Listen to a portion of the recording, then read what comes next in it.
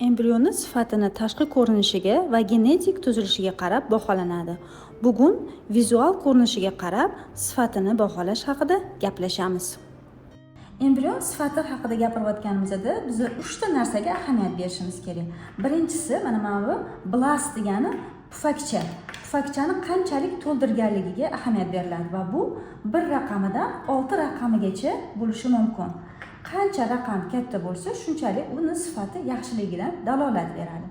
Qanchalik raqam kichkina bo'lsa, demak mana shu pufakchani deformatsiya holati bo'lishi mumkin. Keyingi rasmlarda yana ham tushuntirib beraman.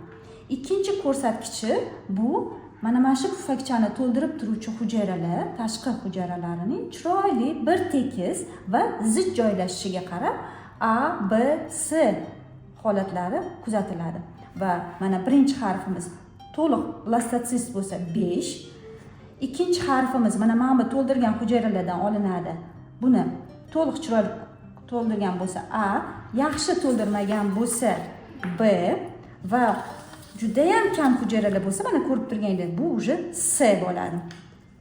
Endi 3-harfga keladigan bo'lsak, 3-harf bu yana ichki bolani rivojlanadigan qismini zichligi, hujayralarini zichligiga qarab bu ham A, B, C ga bo'linadi. Ya'ni boshida birinchi harf qo'ydik, ikkinchi harf qo'ydik va 3-belgi agar chiroyli bo'lsa A bo'ladi.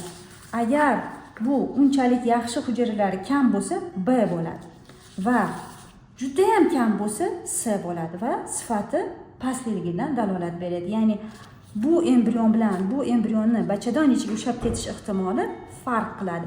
Bu embrionimiz masalan 20-25% ushlab ketadi deydigan bo'lsak, bu holatda biza o'sha 5-10% ushlashi mumkin deb aytiladi. Ko'rib turganingizdek, sizlarning qo'lingizda har doim berilgan embrion sifatiga qarab 3 ta narsaga ahamiyat berasizlar. 5 qo'yilganmi? 4 qo'yilganmi? 3 qo'yilganmi? 2 yoki 1.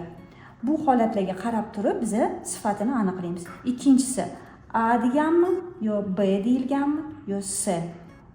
Qanchalik A ga yaqin bo'lsa, bu embrionimiz sifati a'lo bo'ladi.